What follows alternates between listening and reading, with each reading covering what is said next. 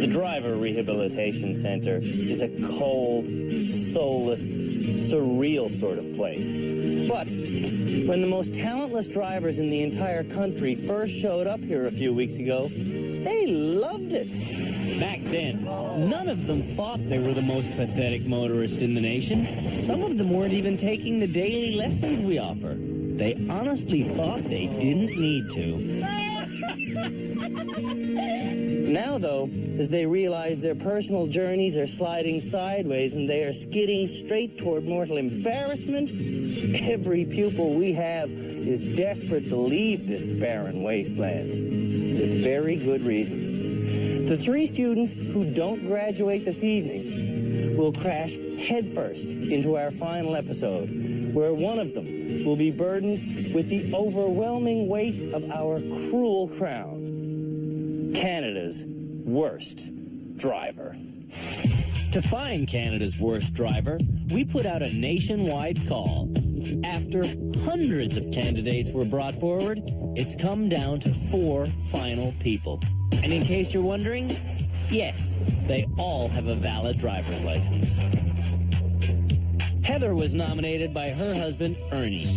In 20 years, Heather's totaled 10 cars. It sounds bad, and it is. Chris was nominated by his wife, Michelle.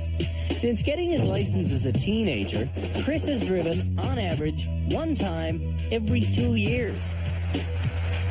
Well, that was pure and utter failure. Manuel was nominated by his colleague, Alex. Manuel has a dark side that can go from 0 to 60 without warning. And finally, Madalena's best friend, Jennifer, nominated her. Madalena's not concerned with driving according to the rules, but when it comes to color coordination, she puts her pedicured foot down. I'm gonna step on that gas. If our drivers don't improve, they'll never graduate. To determine what improve means, we've solicited the help of this high-octane team of experts. Jim Kenzie is a nationally syndicated auto journalist. Kelly Williams drives CAS-car race cars. Scott Marshall instructs the instructors at Young Drivers of Canada. And Dr. Uzma Raymond is a behavioral psychologist at Queen's University. At the end of every episode, our experts determine which driver will graduate and which will remain in the running for the humiliating title of Canada's worst driver. Our driving experts are constantly harping at Canada's worst drivers about how they hold the steering wheel. They should hold it like this, with hands on either side. Not all casual and cruisy like this, not with the wrists through the bottom, but with the hands at 1/4 to 3. That way, they're always ready to swerve. Today's first challenge teaches sudden avoidance while traveling at different speeds. Our students can see the obstacles coming, obviously, but they can't react until our instructor tells them to. The purpose of this challenge is to teach the art of braking, swerving, and skidding. This one course has 3 separate components. In the first section, students must drive 60 kilometers an hour straight at a bull moose. Then, just 14 meters in front of the beast, Scott will instruct them to quickly brake and reduce their speed to 30. Then let go of the brake and swerve around the moose. To swerve, you need rolling wheels. Skidding equals crashing. In the second section, the command is to go 30 and swerve just 5 meters in front of the moose. The trick here is to go against your instinct and not touch the brake at all. And third, drive 40 and stop when you're told. Stop. And that's how you pass swerve school with flying colors. Now let's see how Canada's worst drivers make out. First up, Manuel. Alex nominated his friend for fun, but now he's worried about Manuel's world-class business reputation. Manuel is responsible for building like multi-million-dollar networks for companies. And it's possible that if he becomes Canada's worst driver, that may reflect negatively. What started as an office joke may very well have backfired. There was one particular obstacle course that we did where the first half he was perfect, and then he started to make a few small mistakes, and that just it really frustrated him because he was no longer running a perfect obstacle course. Manuel has a boiling point, and when he reaches it, all hell breaks loose.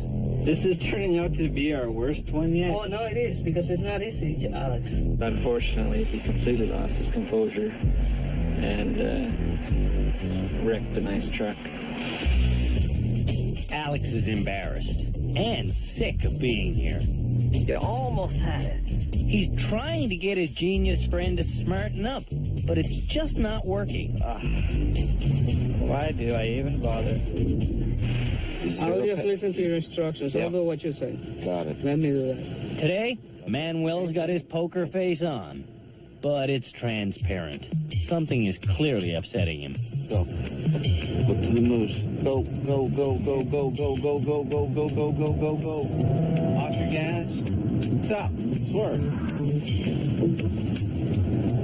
Off gas. Off gas. No pedals. No pedals. Swerve right. Back to the middle. Gas.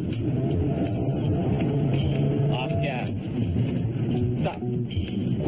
Manuel avoids all three obstacles perfectly, but his poker face wilts into despair. Why the long face? It's good. It's good. It's good. I just don't want to be too emotional today, because every time I've been too emotional, I have screwed up. So I just want to wait, and that's it. But this went well. This went all right. This went perfect. It went all right. Alex and I got a little bit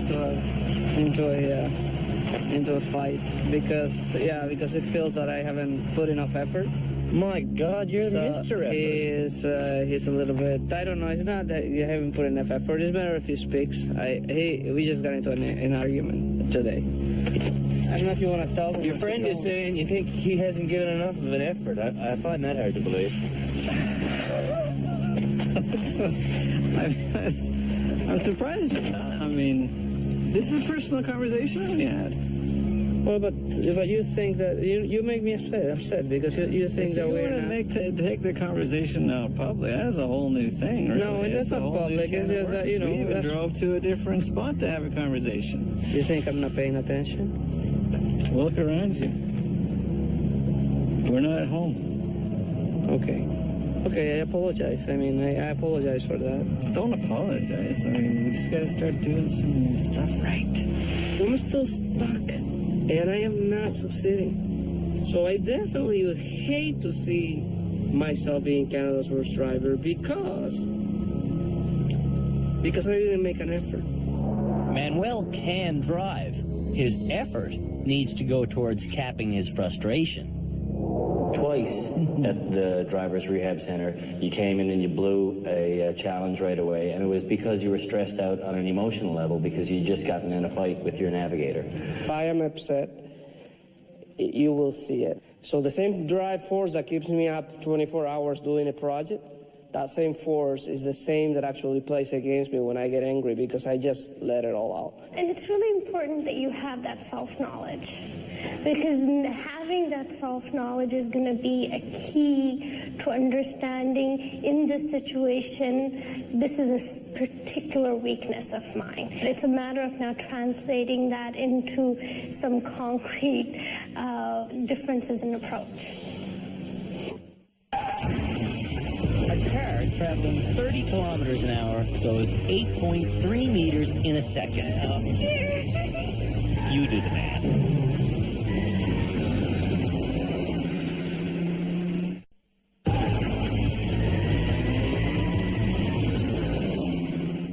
It's the second last episode of Canada's Worst Driver, and the challenges are becoming faster and more intense. This one teaches our nervous wrecks where to brake, how to swerve, and when to skid. Here's Heather. Heather's problem is easy to see. Okay, now what? We suspected Heather had some vision issues, so we booked her an eye exam. And the writing was on the wall. So that is 2100. Your average person has what's called 20/20 vision, where she was 2100, which means if I'm standing away from an object 100 feet, I can see it clearly, whereas for her to see that object, she'd have to be standing 20 feet away from it. We offered to get her new glasses, but Heather wants to wait until she's home. Keep going, keep going, keep going, keep going, keep going. Stop. Oh, able to stop. Heather's focused on her swerve instead of her speed. We have to go. Go that way? Well, yeah, but when I was saying keep going, you were braking. So we're going to back up and do it again. Give it hard. Hard. Keep looking up. Harder, harder. Go. Heather's been told to go 60 kilometers an hour. When she almost reaches speed, she panics and drives right off the road. Scott talks her back onto the course, but he can't talk her off the brake. No, no brake. No brake. No brake. To the right. The average driver is said to make one decision every second. More. No. Okay, we're going to stop. But Heather can't decide where to go, or even where to look. Where you look is where you go. So if you look at the moose, where are you going to go? If you look at a moose, where are you going to go? I'm going to go that way. If you look at a moose, you're going to go to the moose. I need more practice. I really do. It's true, isn't it, that you also didn't really understand what your vehicle would do? That's right. I don't think I've been in a situation before that I had to put the brakes on quickly. I think you have, because you've written off a bunch of vehicles. If you'd pressed on the brakes, maybe those accidents wouldn't have occurred. Madeleine is next. Dealing with Mad the Bad Driver, as her friends call her, has been exasperating. We can deal with her lack of skills. Just look back. What are you, 40 meters, 50 meters from the wall? Yeah, I guess. I mean, it wasn't even close. But we just can't make her assume responsibility. Because the red lights didn't come on. If Madalena was in a Hollywood movie, you wouldn't believe her over-the-top character could possibly even exist. Go, go, go! We've been begging Madalena to show some respect. In this swerve challenge, following Scott's precise commands is crucial. Shockingly, Madalena listens to him and performs the first turn fairly well. Off gas. Wait for my command. Wait for my command. But on the second moose, Wait. Swerve.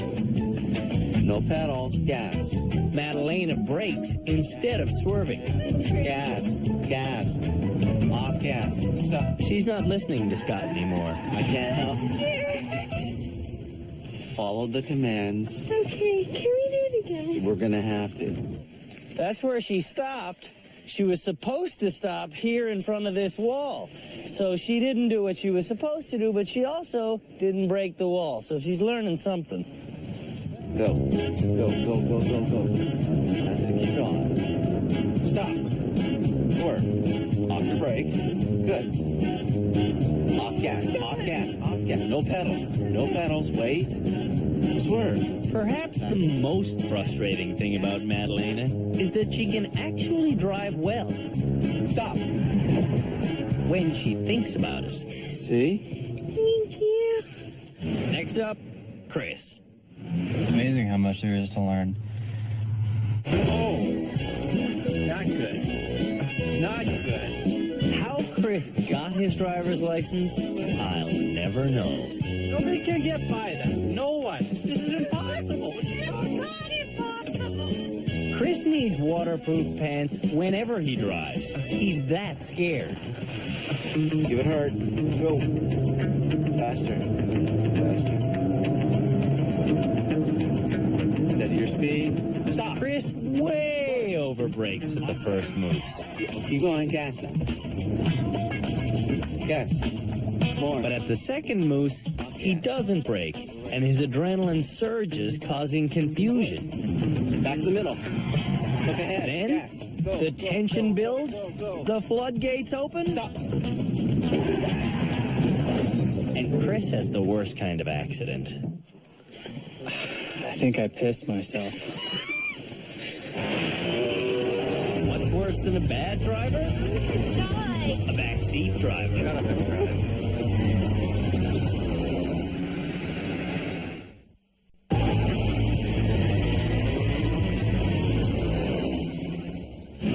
The next challenge for Canada's worst drivers is a nighttime scavenger hunt in the dark. They'll drive 30 kilometers around Prince Edward County, going to 4 different locations where they must pick up some obscure local information. First, it's to our hometown of Picton to count the tiers on a cake in a bakery window. Then it's off to Cherry Valley to find out if the door to Rudy's Grocery opens by pushing or pulling. Then they'll follow their nose to the dump and learn the cost of a bulk minimum deposit. They'll finish off at this fancy restaurant where a drink and a taxi will be waiting. All in all, it should be a pleasant 23-minute drive. And what should make it pleasant is that Canada's worst drivers won't be driving. They'll be in the back seat with a map, giving orders. All right, guys. Sometimes when you're driving is not the hardest part of the ordeal. Sometimes figuring out how to get to where you're going is the hard part. This will tell you how to get to where you're going. Here's a map, and just because we were afraid, Manuel, that we might have to give you directions and you'd forget them, we wrote it down for you. All right? You as well. I don't know if everybody knows this, but Ernie is ill. Heather's still going to navigate. I'm going to drive. Am I allowed to, at some point, stop the vehicle and assist in the map reading?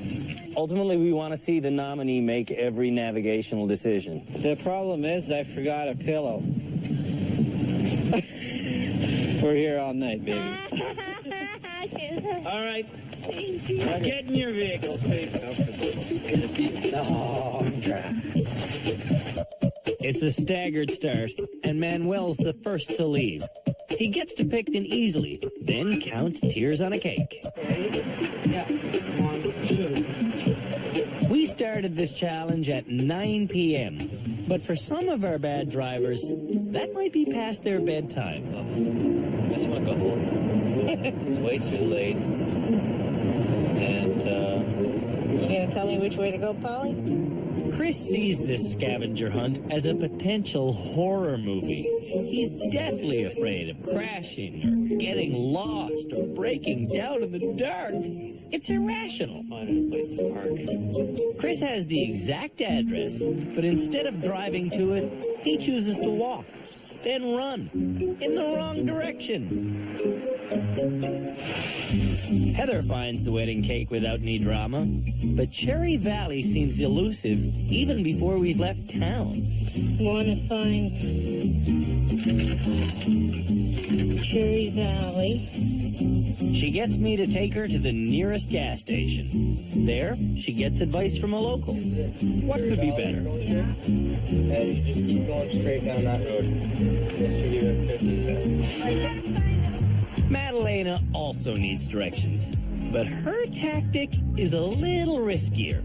She saunters down the middle of Main Street, stopping traffic in its tracks. It's on Highway 10. Ask and you shall receive. Isn't that in the Bible or something? We've been at the driver rehab center for so long, we're imitating each other now. This is Alex's best Madalena. Hell is a tear on a cake? I don't know what a tear on a cake is. How are we supposed to count tears if we don't know what a tear on a cake is? Manuel reaches his first fork in the road. Oh, junction 11. Okay, Johnson. Okay, no. Just continue because this is. We're going past 11? Yeah, you continue straight and it will take you right there.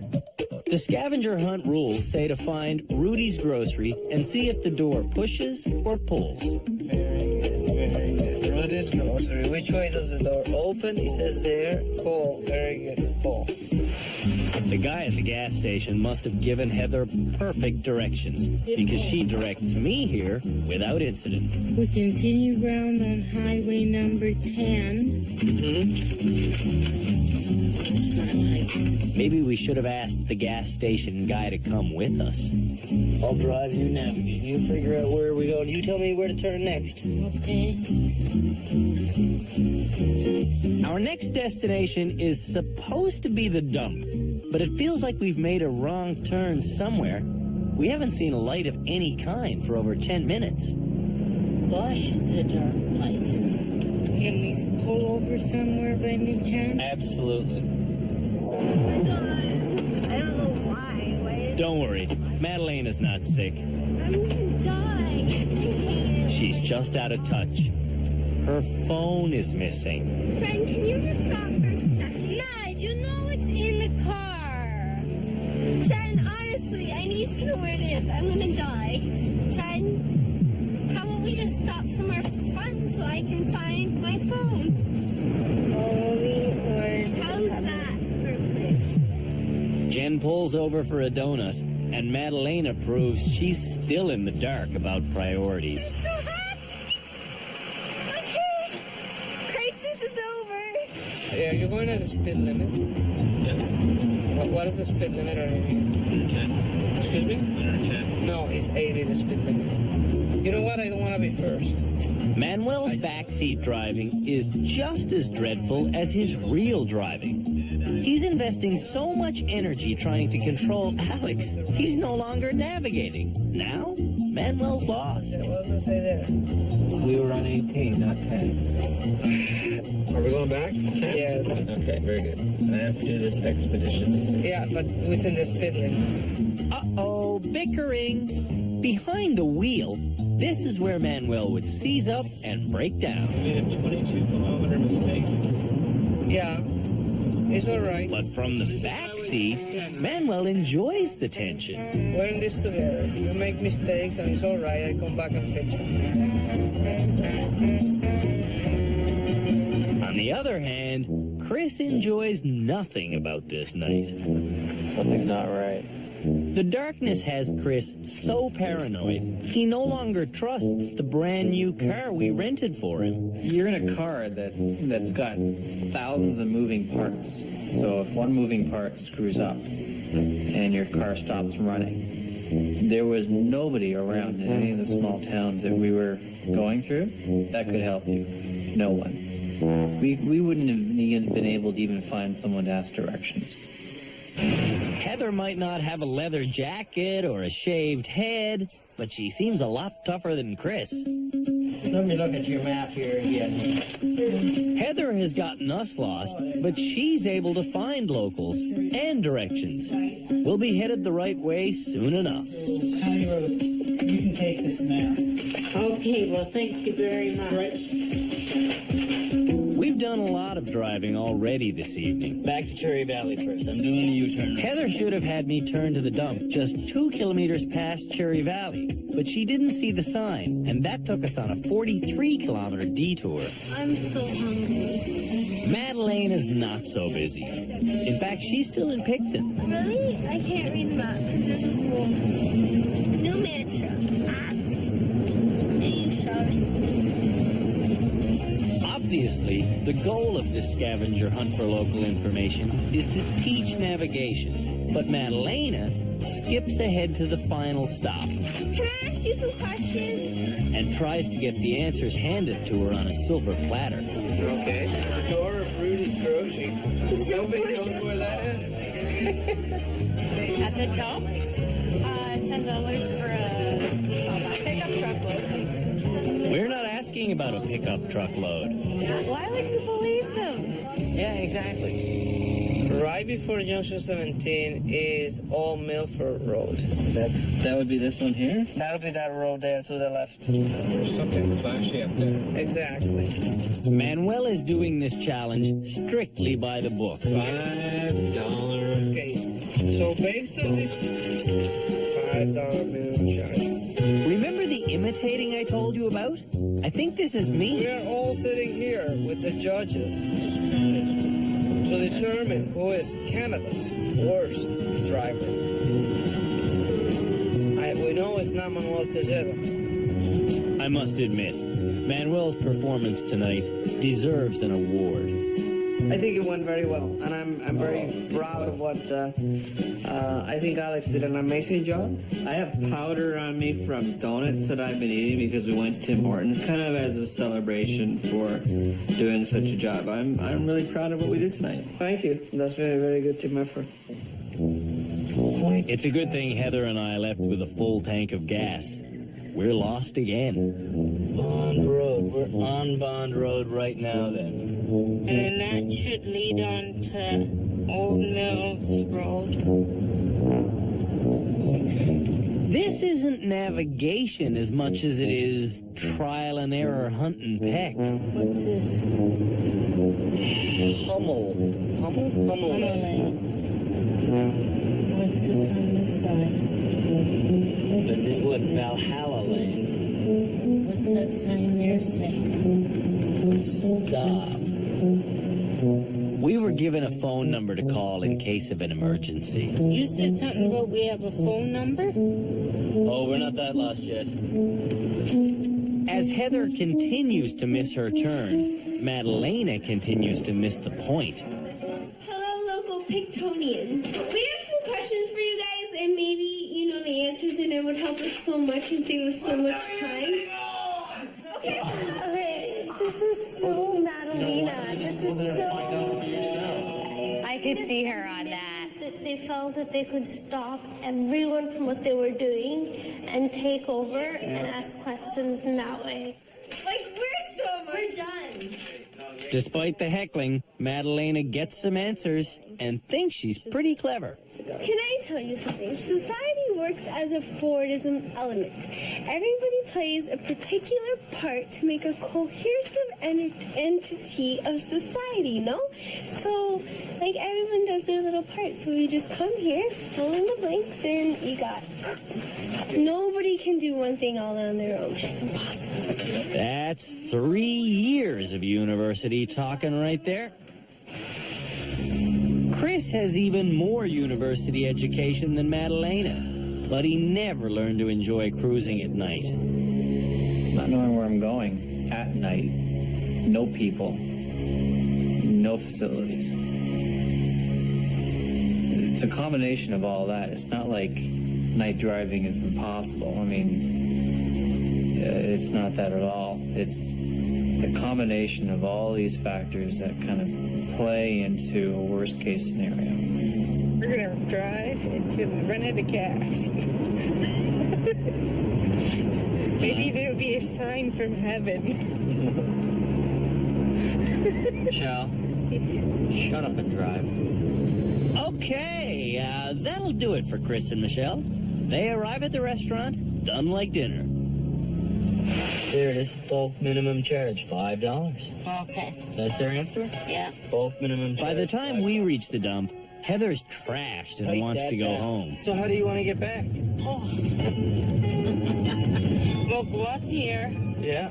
Go back to Cherry Hill. Yeah. Perfect. Let's just make sure before we drive off the edge of the earth again. After 146 kilometers of driving, we finally crawl into the final stop. Congratulations, Heather.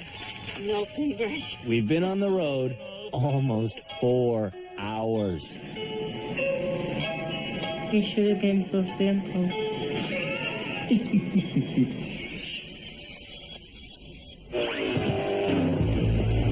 After the break, guess who sets the record for the world's longest, slowest truck crash?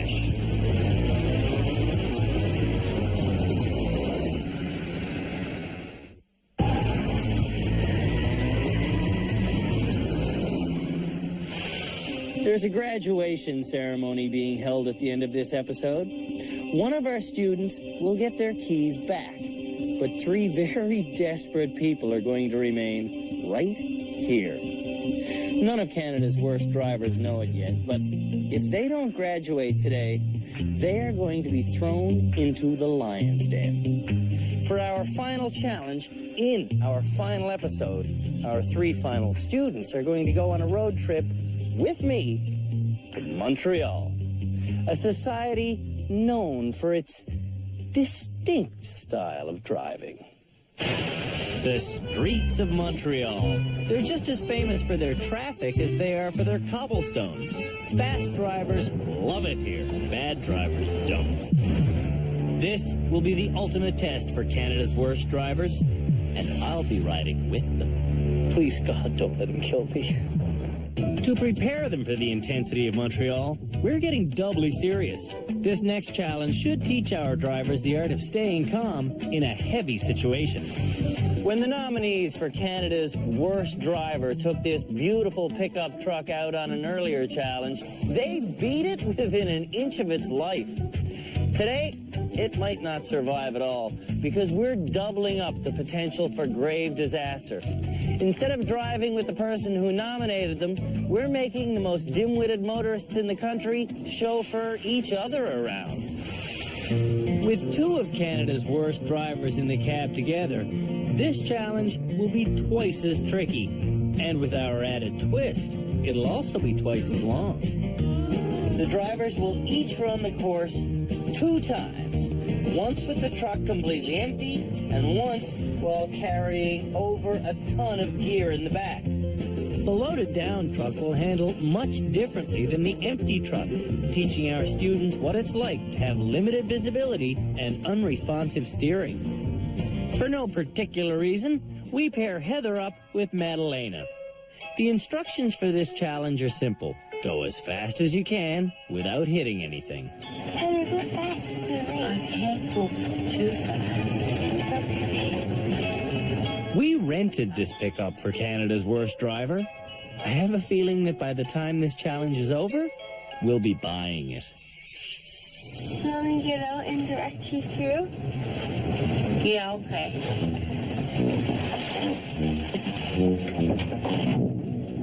Madalena's directions leave a lot to be desired. There they go. Son of a...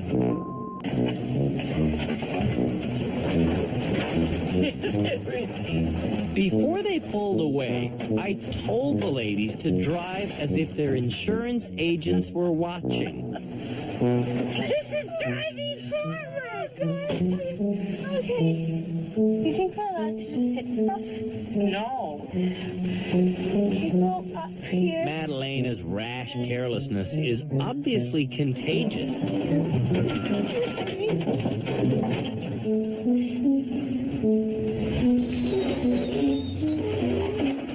Heather hasn't driven this repugnantly since arriving here. No metal on metal. Okay. You're gonna have to get moved that. Okay. Get over here. Oh God, I can't get it. Well, here. Heather and Madalena are trapped, prisoners of their own bad driving. I can't get out. Okay, I'll get out.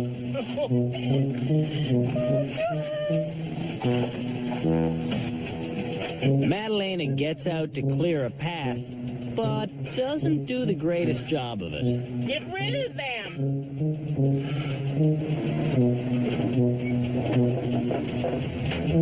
You can't blame this driving on bad eyesight. Sorry. Keep your hands in one spot, faster. Heather has driven 20 of our challenges and has taken 6 private lessons with our head instructor, Scott Marshall. But still she forgets the simple basics, like where you look is where you go. So when you look to the very end, you want to, again, let your peripheral vision judge your spacing. Okay. Okay? On her way back through the tight course, Madalena leads Heather from well out in front. That means Heather is looking where she wants to go, instead of staring at what she's not supposed to hit. Even in the tightest section, Heather gets through perfectly. Where do you go? Back up And there? then back in there, and then we're done. It's Madalena's turn now. We told Madalena to be careful, Put your seatbelt on for this time. but that was over 10 minutes ago. She's probably forgotten by now. Don't worry, Heather, I won't kill you. As Madalena whips around the first corner, Heather searches for something to cling to. No, you're going to hit this light. I've told our students time and time again to stop when they hear metal on metal. Madalena does the polar opposite. She stomps on the gas. How you doing, Heather? I'm okay. Heather's being polite. She's not okay. She's terrified. What will it be like when the truck gets loaded down with a ton of sand and a blinding mound of hay bales? Can't you guys do a better packing job than that? Alberta proud Heather can do a better job. Go fast, Heather. Okay, go as fast as you feel. Loaded down with all this weight, the truck's handling gets worse, and so does Heather's language. Heard you say the F word before. I have. On Heather's last pass, she slipped through without a squeak. Take everything with you, Heather. What's happening? Well, she's no longer looking where she wants to go. Heather. When she gets back behind the wheel herself, Madalena happily demonstrates my pet peeve. Metal on metal. Madalena is unrepentant, but Heather feels remorse. Believe it or not, we had metal on metal. And that was the last thing that Andrew said last night. No more metal on metal. So we still have to improve about that. I thought it was really fun. I like driving with Heather. I never knew she was so feisty. I was like, whoa, man. But no, I was amused. I like driving with Heather. I'll drive with Heather anytime. I think she's a great driver. I don't know why she's here, and I don't know why I'm still here. We should just go home together. Can Madalena possibly be serious? It's time to see if she's come to her senses. When you and Heather were in the pickup truck together, how did that work out when you were driving? Good. How so? It was good. It was fun driving with Heather. You hit a lot of stuff. How can that be good? I know. Oh, okay. The hitting part wasn't good, but I had so much fun driving with Heather. I think with that, the goal is really key, Madalena. Like, for example, if you're in the car with Heather and you make her feel good, or you're relaxed and she's relaxed, if that happens, great byproduct. That's not the goal. Next, the men forget this is a school with a unique teaching style. Son of a gun, yeah. And they get testy. Those. I knew it.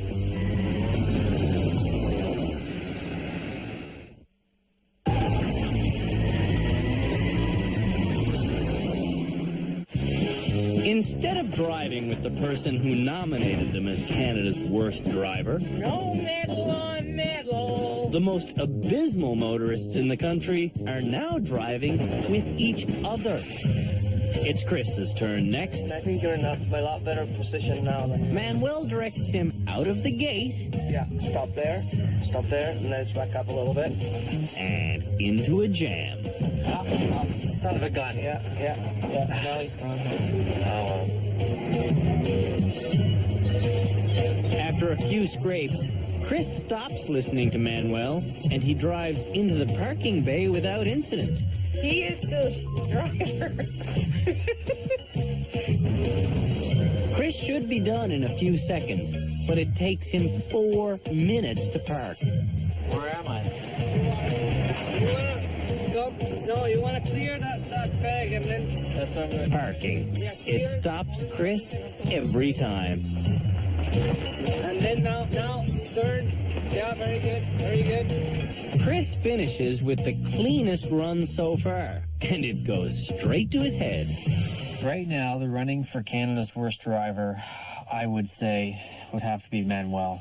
I do like him a lot, but I would not want to be on the road with him.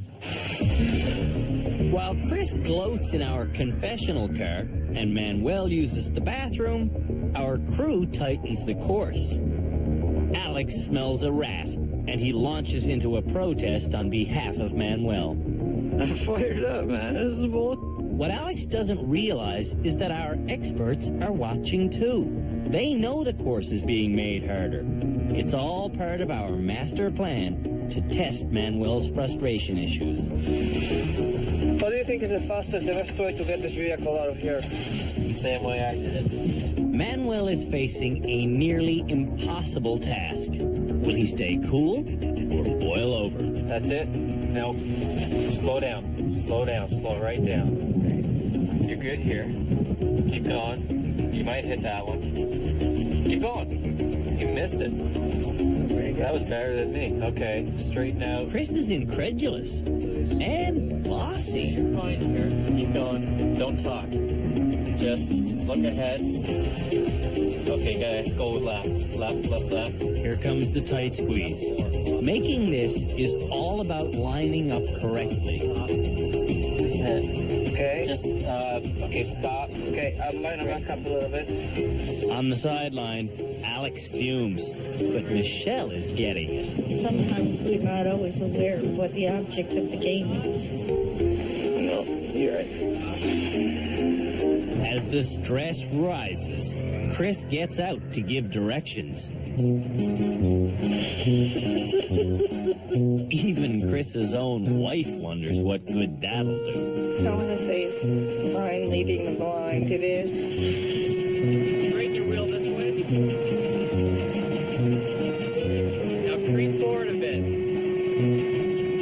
Stop. Manuel's keeping it together so far, but this would test anyone's patience. Stop. Keep going. Slight bumps are unimportant here. What we don't want to see is Manuel coming unglued and really trashing things. The course is starting to annoy Manuel, but Chris is starting to annoy him more. What the hell? You watch that corner, I'm watching this. You got clearance here? Yeah. Are you hitting the car? I am hitting the car. All right. We left Manuel just 2 inches of clearance for this squeeze. You're fine. Hold on. Stop. Okay. After a couple of bumper kisses, he threads the needle and slips through. Very good. Not perfect, but certainly not a meltdown. As tight left as you can. It looks like Manuel's got the right line. Tight left, stop. He inches through the gap and shows us just how far he's come. Yes. Keep going. Yes. Yes. All right. When Manuel reaches the turnaround point, Alex drops the bomb. Yeah, they definitely tightened the course up for you. That's what I thought. Those I knew it. I don't know why they would tighten the course. It doesn't make any sense. I'm not So that makes sense. They're just trying to exasperate me. But that's okay, Manuel. You're doing well, though. Yeah, I am. But you know what? I get really... let me just leave the emotion out of it. We're doing a very good job. Here we go. Good, good, good. Keep as far to the left as you possibly can so we can clear this side. He thinks that they tightened the course to exasperate him, and he's getting angry. Now Manuel knows we're picking on him, bullying him, testing his breaking point. But instead of rising to the bait, he shimmies through the tightest course we've ever built without grinding metal on anything. Left. And now, he's had enough of Chris's advice. I'll tell you what, Chris, you'll need to listen to me because I'm the driver now. Manuel has been the best driver on this course, but is he the most improved driver in this episode? That's the criteria our judges use to choose who will graduate and get to go home. It's unfortunate because it's a long time, but I have learned that if I forget out everything else, if I take my emotions out of whatever situation, and I just focus on what I have to do, I can succeed.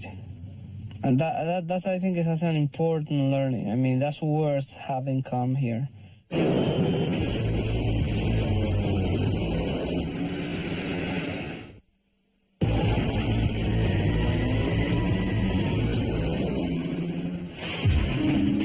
Canada's worst driver. It's not the nicest thing to be called. I don't want the title. Somebody else can have it. Do I want that title? No. Do I deserve that title? Maybe. Probably if I end up winning the title Canada's worst driver, I'll be upset.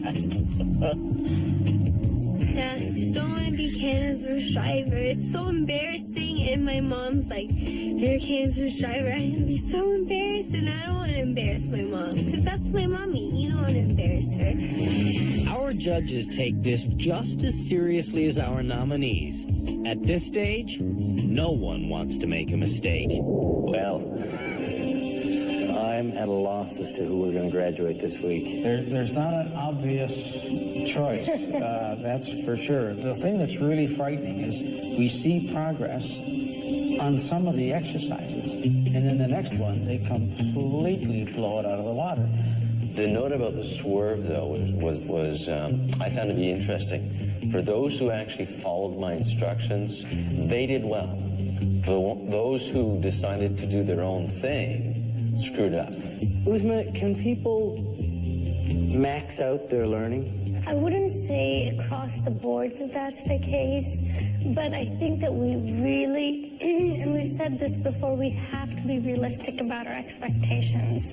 But that's not true for all this group. I really think that there's still room for improvement that can happen for other people. Even within Heather, I think there is room, but I think we have to be realistic. You think Heather's reached her ceiling? I think she's closer to it than others. Close. At some point, I think you've got to sort of go away and say, okay, I've learned so much, I've got to absorb it. You've got to start bringing some of the stuff into your fiber.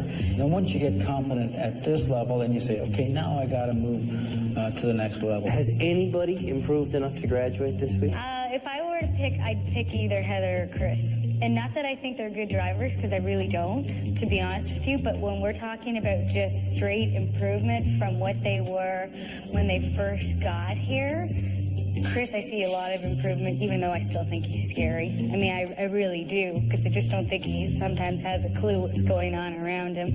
And Heather as well, I mean, she's has improved, but I still... It's the improvement, not the fact. I agree with Kelly. They're not good. They're going to need time. But, yeah, I think Manuel probably went the cleanest through that. He did well on the swerve, and he seemed to be in control for the navigation. I think because of the other ones, Chris, no, he's still losing it. Jim, just give me a yes or no. Should they graduate? Heather? Not yet. Manuel? He's on the short list. Chris? He's the other short list. Madalena? Gotta stay. Thank you. Possibly Manuel. Possibly Chris. Not Madalena. And I mean, Heather, her performance in the pickup truck was just abysmal. There's so much riding on this decision. One of these people is about to drive home on a road near you. The Driver Rehabilitation Center has witnessed a gruesome amount of damage during the course of our 7 shows. And as disturbing as it may sound, we are about to graduate one of the 4 remaining nominees for Canada's worst driver. The person who is getting their keys back this week isn't necessarily the best driver here. It's more like they are the least worst. Heather, when we paired you up with Madalena, you drove with a smile on your face. But you know what? Giggling while you crush things doesn't mean you're improving. In fact, this week, the biggest impression you left was not on our experts, it was on our pickup truck. So I'm sorry, but you won't be graduating this week. Chris, when we put you through swerve school, you were the only student we had who ran straight into a wall. Enough said. Which, Madalena, brings me to you. Every time we haul you out in front of our experts, you always say that you wish we were taking you more seriously. But, you know, seriously, every time we put you alone in an automobile, your seriousness flies right out the window and the trip becomes more about laughs than it does about safety. So I'm sorry, but this week, the person who's getting their keys back is Manuel. Manuel, I know that you probably don't believe it because I've dangled them in front of you before, but believe it, you are our next and most recent and proudest graduate. Thank you very much. Thank you for coming, sir. Congratulations, Manuel. You're not Canada's worst driver. You might be the country's worst dancer, but as a motorist, you merely, well, I'll let you say it. I suck at this thing. I suck. Manuel's going home to his wife and kids, a happy man and safer driver who's promised to keep his temper in check. I'm happy. But not everyone is celebrating his graduation. Okay, this is crap. How in the world does somebody like Manuel graduate before I do? Who sucks more than me? Everybody else. Granted, I probably should not be on the road yet, but neither should he. Neither should he, not from what I've seen. If you just look around, look at your average there. Heather, 10 cars, 20 years. Madalena, $9,000 in insurance, 30 accidents. Chris, driven 6 or 7 times in 13 years. So you make the math. To think that he's been the way he has been throughout the challenges, and now he's graduated and the 3 of us are left. He's released back into society, so Canada, watch out. Yeah, I just didn't think that he deserved it. No. No, never. I'm happy.